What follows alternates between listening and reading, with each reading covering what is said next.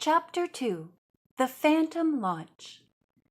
Bess screamed as the three girls landed on the muddy slope below the bridge. Nancy and George caught hold of a low shrub, but the red-haired girl rolled toward the water. Quickly, Nancy reached out and caught her arm. "Are you all right?" Bess called down as the girls struggled to their feet. Nancy tried to smile. "I'm sure we look like wrecks, but at least we're in one piece." The strange young woman did not speak until they reached the garden of the White Mill restaurant. Then she said, "I should have realized that bridge wasn't safe. I guess my added weight made it give way. Please forgive me." "Don't worry," Bess told her, then added ruefully, "Nancy, I shouldn't have let you rescue my earring. Thanks a million."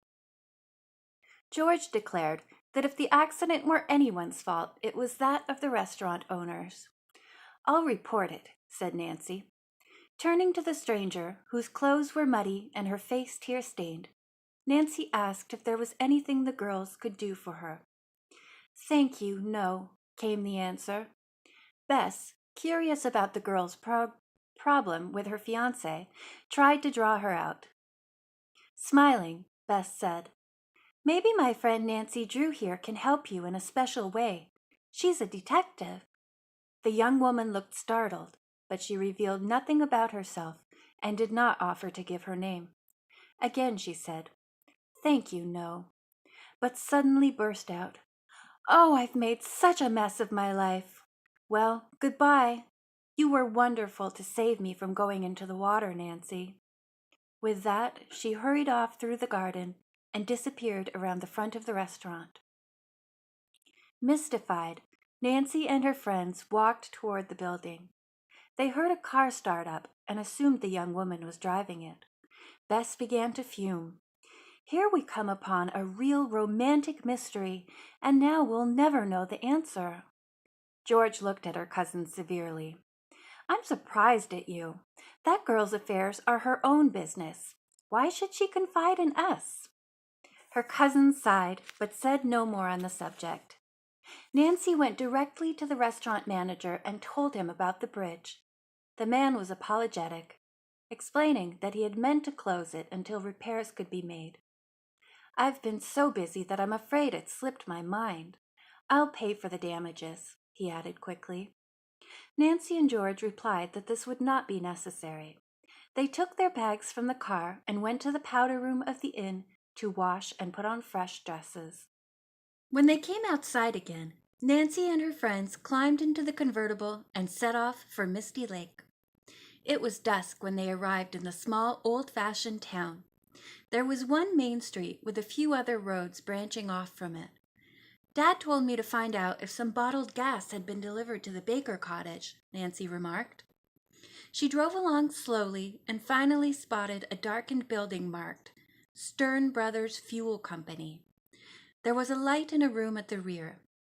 "Maybe the watchman's in there," said Nancy, and pulled into the driveway. The girls hopped out, and Nancy knocked on the back door. After a few minutes, it was opened by an elderly man who stared at them in surprise. "Place is closed," he said tersely. "I know," said Nancy. "I just wanted to ask you a question. Have you delivered gas to the Baker cottage recently?" "Course not," he said.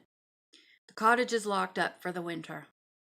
Nancy explained that someone had rented it for a couple of weeks and she had come to open it up.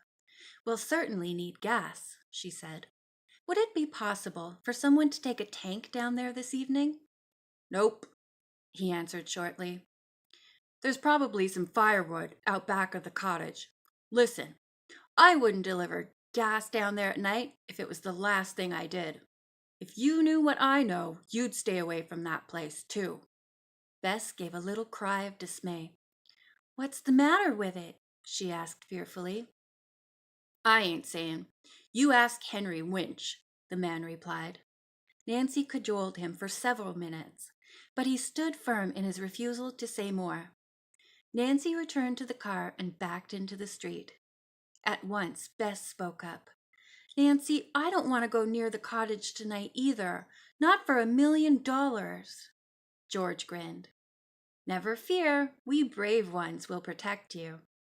Nancy diverted Bess's attention by pointing out a neat white frame house with a sign, Guests. "That looks nice," she said. "It must be the guest place Dad mentioned." Nancy pulled up, and the three girls went in to inquire about accommodations. The house was owned by a Mrs. Hosking. She was very friendly, and her home was immaculate. Mrs. Hosking said, "Yes, I have a large front room on the second floor with 3 beds. Tell me, are you girls on a trip?" "Well, sort of," Nancy replied. "We have the key for the person who has rented the Baker cottage. Then we'd like to find Mr. Winch." Mrs. Hosking shuddered. "I can tell you where Henry is, visiting his brother in Ridgeton, our county seat. But listen, girls, don't you go down to that cottage, especially at night. Why, just 2 days ago, Henry came dashing in here white as a ghost. Now, he's not a man who scares easy. He declared he'd seen the lost launch." "What is that, and why should it scare him?" Nancy asked. Mrs. Hosking explained that around the turn of the century there had been a large picnic grove at the far end of the lake. An excursion launch had carried parties up to the picnic grounds. One night, the launch sprang a leak and went down quickly. Everyone on board was trapped and lost. "How shocking," Bess murmured. "After that," Mrs. Hosking went on, "the picnic spot became unpopular and soon no one went there anymore." "But what does this have to do with now?" George asked. Mrs. Hosking's voice dropped to a whisper. "Many people have been saying that recently the ill-fated launch and its passengers have been seen at night through the mist near the picnic grove." Bess hunched her shoulders.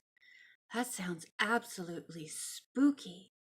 "It is," Mrs. Hosking said, "and more than spooky. I've known Henry Winch all my life.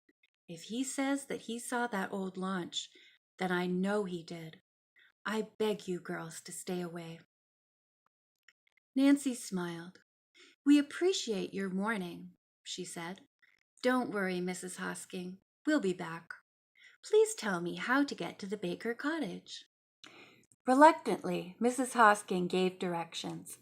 The girls started off down the main street, where they would turn into a dirt lane that led down to the lake. On the way, Bess spotted a small grocery store that was open and begged Nancy to stop so that she could pick up a few items. "I know we'll all be starving before we go to bed. Remember, we had a very early dinner." Grinning, Nancy complied. When Bess returned from the shop, she was carrying a large bag, which she said contained milk, cocoa, cookies, and ham sandwiches. Nancy and George wanted to tease her, but refrained. It was just possible that Bess was right, and they would all be hungry by bedtime. By this time, it was dark. Nancy drove slowly so that she would not miss the dirt lane.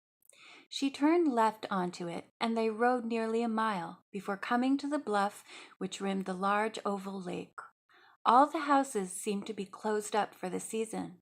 The girls could not see a light. The lane branched left and right along the edge of the bluff. Mrs. Hosking had told Nancy to take the left-hand fork, which wound down among the trees to a row of cottages. After passing 2 of them, they came to Henry Winch's dock and small store. As they rode on, Bess kept her eyes nervously on the water, wondering if they would see the strange apparition of the picnic launch, but nothing appeared. They drove by 2 more cottages, and when they came to the 3rd, Nancy turned off the motor. "This is it," she said. Excuse me. From the roadway, a narrow footpath led among evergreen and birch trees to the Baker cottage, near one end of the lake. The girls took out flashlights and started down the path. They had not gone far when they were startled to hear footsteps almost directly behind them. Recalling Mrs. Hosking's warning, they turned and shone their lights on the oncoming figure. Nancy gave a gasp of surprise. That mysterious girl again! It was indeed the young woman from the White Mill restaurant. She was wearing a light raincoat and a headscarf, out of which peeked curly red hair. A thought flashed through Nancy's mind. Could this be Cecily Curtis? The stranger stared in astonishment. She stood for a moment without saying anything, then suddenly turned and ran up the path. "Cecily! Are you Cecily?" Nancy cried out. The fleeing figure paused and whirled about. A look of terror crossed her face as she cried out, "You can't stop me from getting the babies!" The next moment she had rushed off and vanished from sight.